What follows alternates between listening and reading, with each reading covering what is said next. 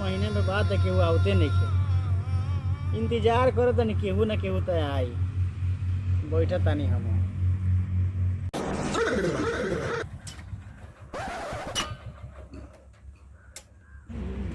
प्रणाम प्रणाम प्रणाम प्रणाम। बैठी बैठी बैठी बैठी। बाप रे बाप, रउआ लोगन के तो एकदम हमारा का बा दर्शन दुर्लभ हो गल बा। खरवास में कहीं ना ओकरा बाद एगो रउआ ऑर्केस्ट्रा आवेगा केना लागत रे। पूछा नहीं हमने बहुत लोग बोल सकत है का नाम है रउआ? हमर नाम देखी ना यहाँ पर लिखल है मुन्ना दीवाना नाम। अच्छा रउआ ही मुना दीवाना। हाँ, हमर बाबू कहलन ऊपर लेके जाके बांधेला। अच्छा ना ना हमरा के बहुत बढ़िया। हां तो बहुत रउआ बाप कमे हाला बाटे महाराज। पिछला साल रउआ दशहरा में गौर नहीं थी बाप रे बाप गर्दा उड़ा के आल बन रउआ पार्टी के नाम चलता है। अच्छा अच्छा अच्छा बताई बताई बताई। अब सुनी ना एगो साटा करे के बाटे। मैं अभी 5वां महीना में 32 तारीख एगो साटा कर लिया हम। 32 तारीख के? हां महाराज 32 तारीख के।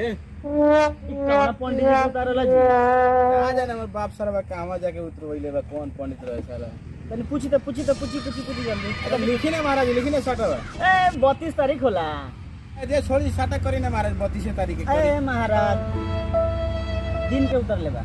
दिन हमर बाबू उतरले बा। तो बाबूजी के दिक्कत होले बा। वहां कहले ओकम 32 तारीख ना 2 तारीख के 2-5 के करोगे कहीं 32 तारीख के 2-5 के लगन बा। ये भी लगन बा। ए तो महाराज उतारी ना तो छोड़ी वो बाप के। चल उतारी होई पर। ए भाई तन नीचे नीचे नीचे तनी पेपर हेटा दे। बैठे वाला चीज थोड़े नीचे वाला चीज। आ ठीक है उतारी चली। और सब बाप के कितना में साटा बांधा तनी? ए साटा तो चलता 80,000 90,000 80,000 90,000 में साटा चल। तो यही हालत। ले वो मशीन बुलावा। कैसा मशीन दिखावा?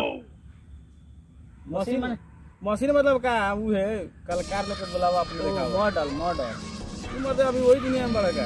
ना सो आते जा गणेश। मैं बर जाओ तेरा काम रहेगा। ना ना ना ना ये बड़ी ए ने नाचे आवेला कान करना कान लेके जानते रे हमर बाप सारा मौगा बटते बच के रहियो ओकरा से। लाइन ना कौन सरवा रे हई दिखाओ तो क्या बुझा तोरा। ए सरवा तो मारत का बड़े रे ना बनी है जाता नहीं अपने बाप को भेज दे। अच्छा लेने सरवा दिन उतर ले बा। ए सुना का मोटरसाइकिल के बाबूजी तो ले जल्दी ले जा मोटरसाइकिल।